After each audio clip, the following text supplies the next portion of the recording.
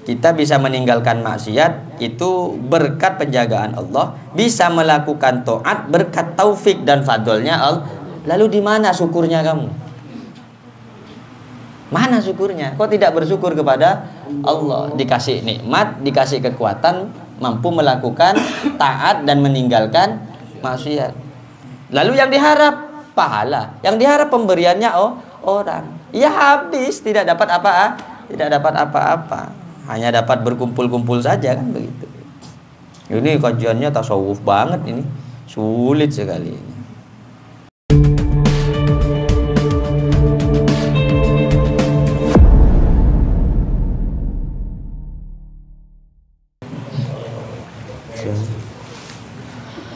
Assalamualaikum warahmatullahi wabarakatuh. Alhamdulillahi rabbil alamin. Wabihi nasta'inu ala umurid dunya waddin.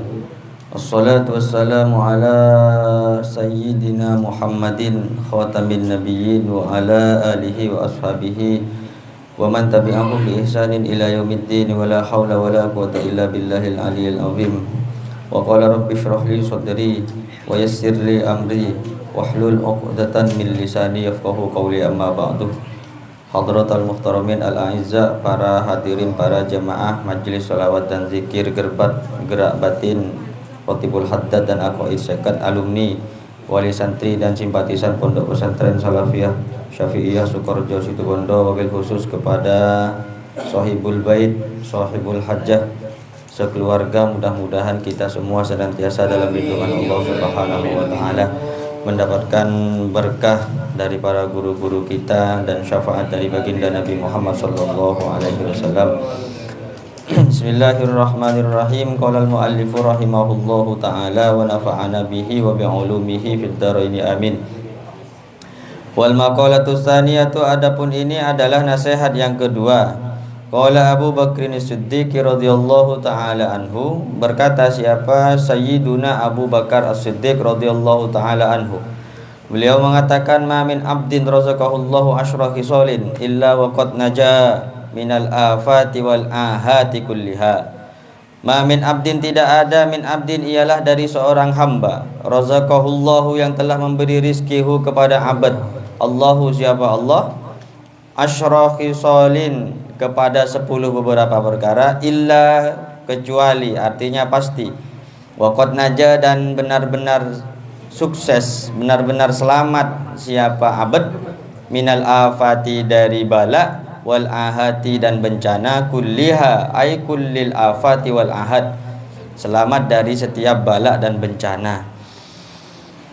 Wal ahatu atfun muradifun, adapun lafadz ahad atfun muradifun adalah ataf yang sama maknanya. Afad dengan ahad itu artinya sama sekalipun lafadznya berbeda.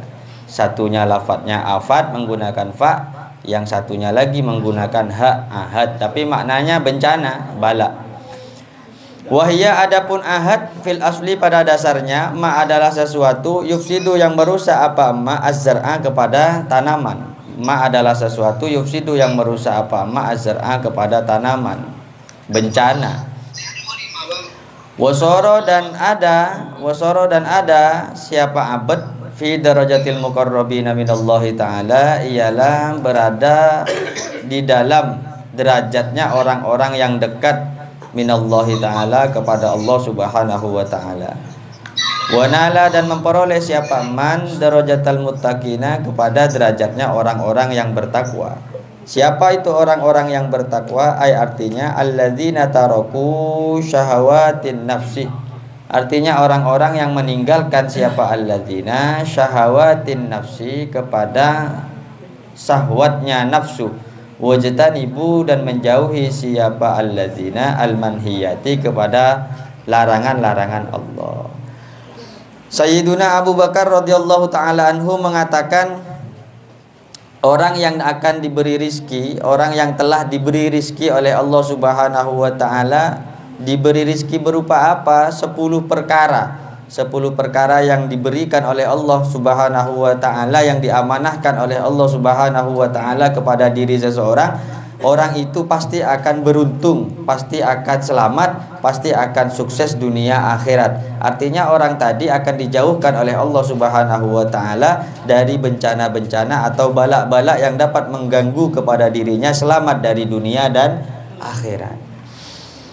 Nah, 10 yang pertama itu kalau dimiliki 10 perkara tadi, jika dimiliki oleh seseorang, maka dia akan mendapatkan derajat yang tinggi di hadapan Allah yang disebut dengan darajatul muqarrabin.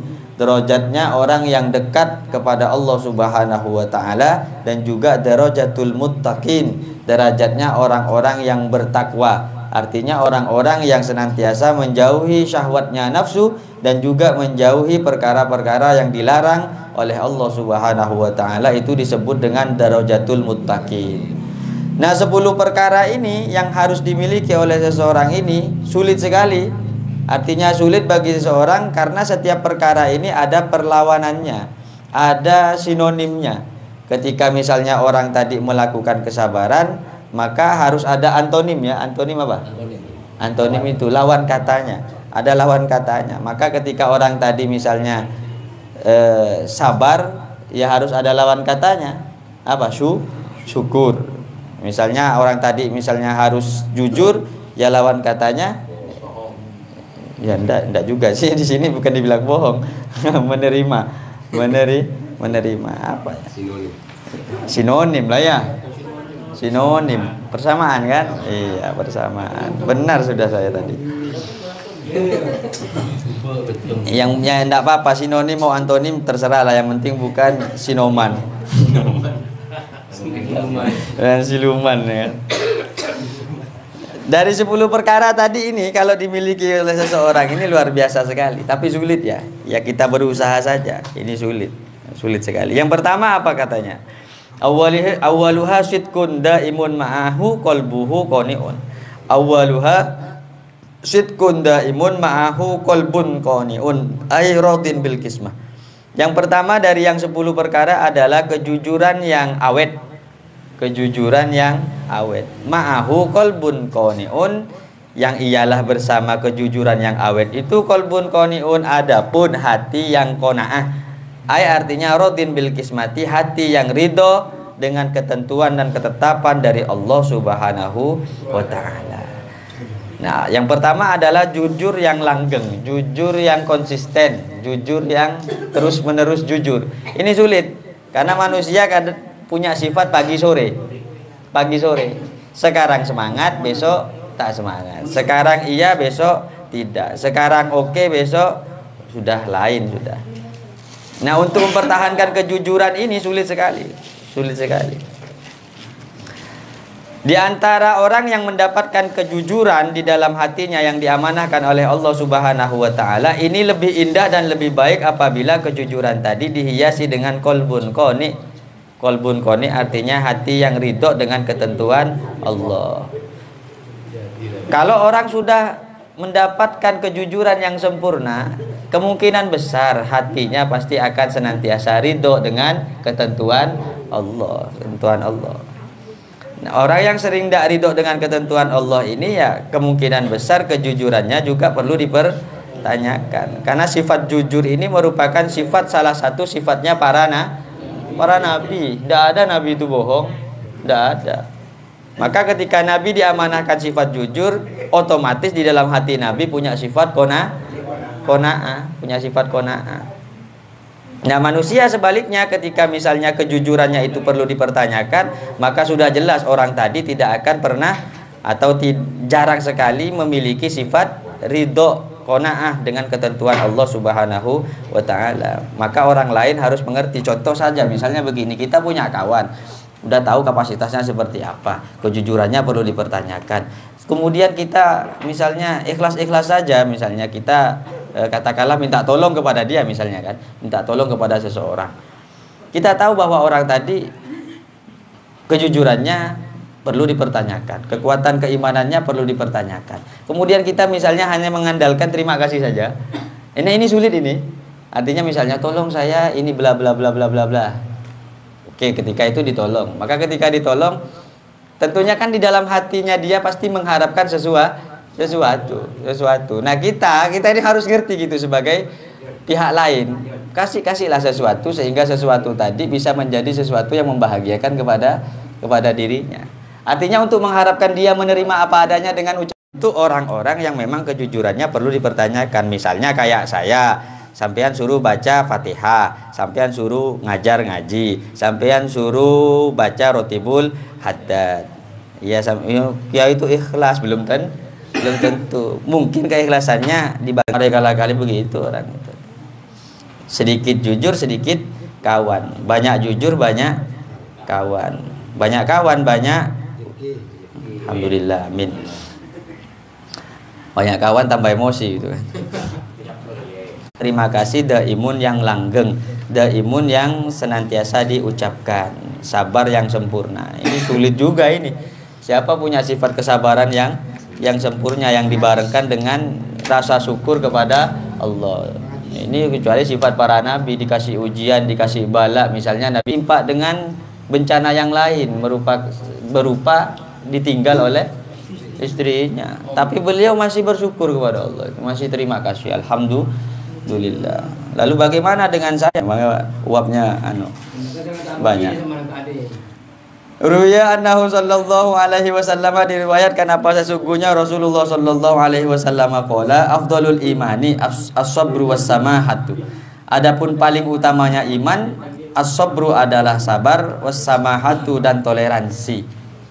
Paling utamanya iman, as-sabru adalah sabar dan sabar karena si suami ini senantiasa bersyukur kepada Allah Subhanahu wa taala punya istri yang cantik. Syukur ke Allah, bini ratin, soleha, ahli ibadah, patuh kepada suaminya, luar biasa, bersyukur, alhamdulillah. Lah si istri ini bersabar yang luar biasa dapat suami yang tak mau kerja, suaminya jelek. Ini keluarga yang baik ini. Si istri bersyukur, si suami bersyukur, si istri bersabar. Kalau kena kita gimana kira-kira itu? Pak syukur, Bu marah. Bu marah. Pak kikir mulu ini itu. Tak kelebal aku kaki bang.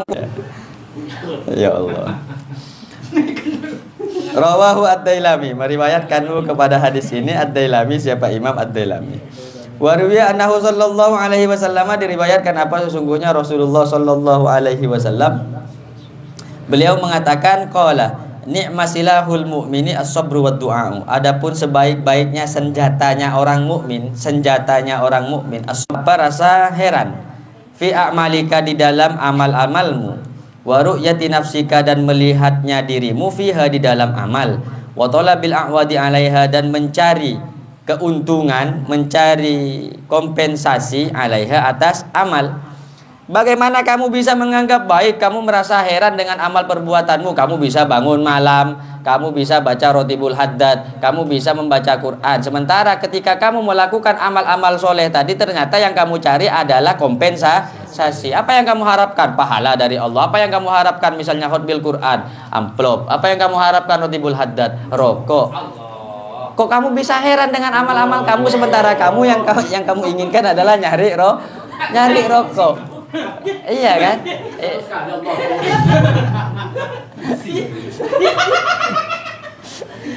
Iya. Ya Allah. Kita heran seolah-olah khusyuk kita kan. La ilaha illallah, la ilaha illallah, la ilaha illallah.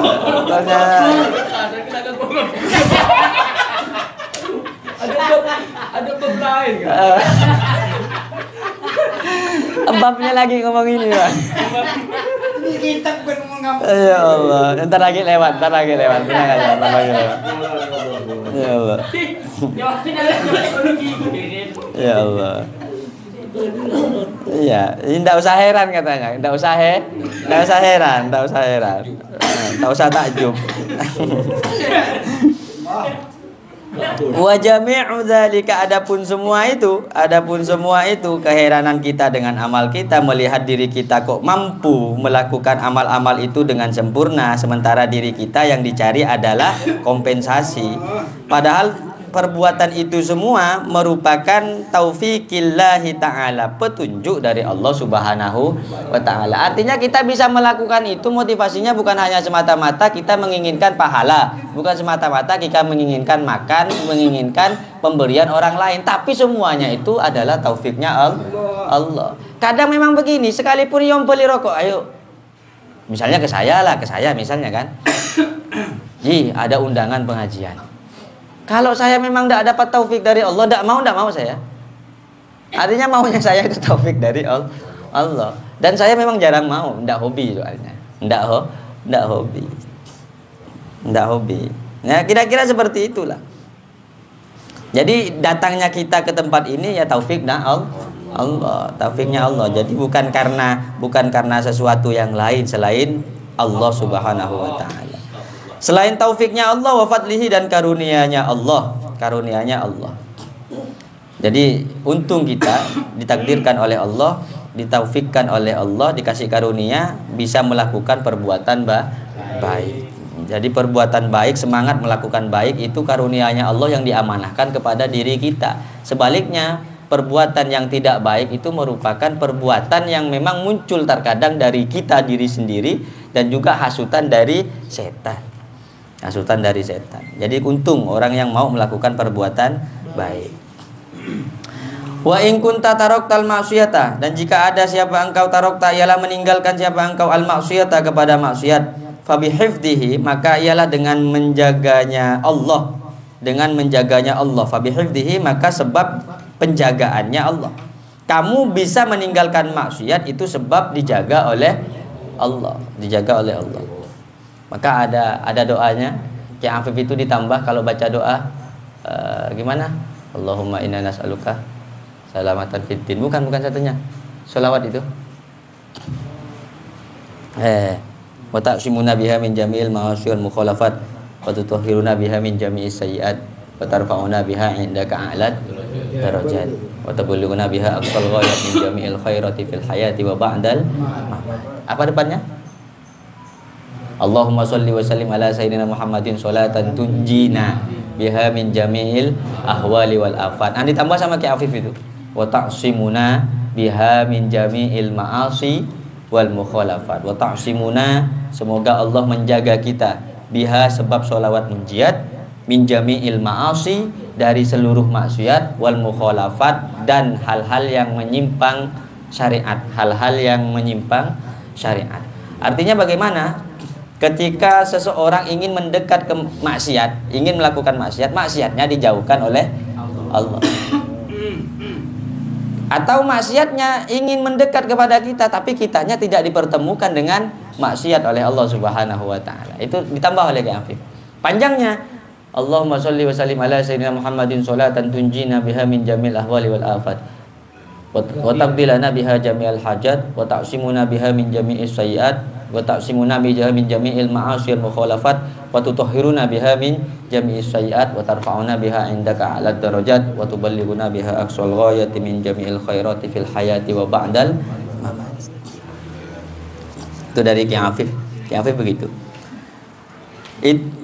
Orang yang bisa meninggalkan maksiat sebab penjagaan Allah Subhanahu wa ta'ala. Aina anta minasyukri, lalu di mana engkau minasyukri ala dzalika, terima kasih ala dzalika atas penjagaannya Allah taala, wal i'tirafi, dan mengakui biha, dan ni'ami, dengan nikmat-nikmat allati yang a'toka, telah memberi siapa Allah ka kepadamu, dengan nikmat-nikmat. Kita bisa meninggalkan maksiat itu berkat penjagaan Allah, bisa melakukan taat berkat taufik dan fadlnya Allah. Lalu di mana syukurnya kamu?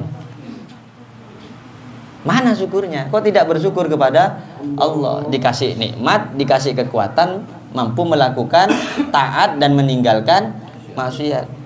Lalu yang diharap pahala, yang diharap pemberiannya orang. Ya habis, tidak dapat apa-apa. Hanya dapat berkumpul-kumpul saja, kan begitu. Ini kajiannya tasawuf banget ini. Sulit sekali ini. Fallahu khaliquka wa khaliqu af'alika. Fallahu maka adapun Allah khaliquka ialah zat yang menciptakanmu, wa khaliqu af'alika dan zat yang menciptakan perbuatan-perbuatannya kamu. Jadi perbuatan kita semua yang diciptakan oleh Allah Subhanahu wa taala. Bisanya kita kumpul, bisanya kita ngaji itu memang af'alnya Allah, takdirnya Allah. Ngetik ini mengingatkan saya dengan satu amalan. Amalan ini sanadnya katanya ke Pujuk Muzaki, Syekh Muzaki Batu Kolong. Syekh Muzaki Batu Kolong. Ini terserah sampean mau percaya apa tidak. Fallahu khaliquka wa khaliqu af'alika. Katanya kalau misalnya ada angin besar, tapi angin besar, ada angin puting beliung, ada apalah begitu kan, angin besar itulah.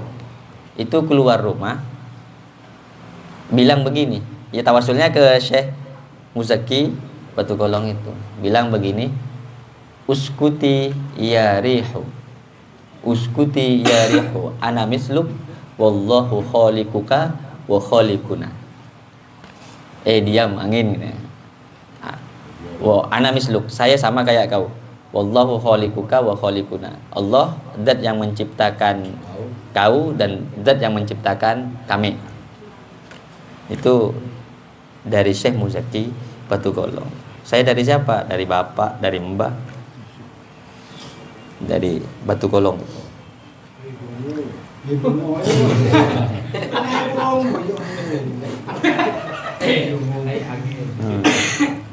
Kalau amalan hujan ada juga. Ya, yang penting ke rumah aja bawa rokok.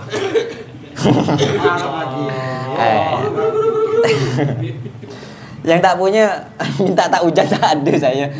Mau ke Ustaz Jackson. Ya Allah. Kalau minta hujan ke saya pasti hujan. Di rumah apa hujan terus ya Allah, tak bisa.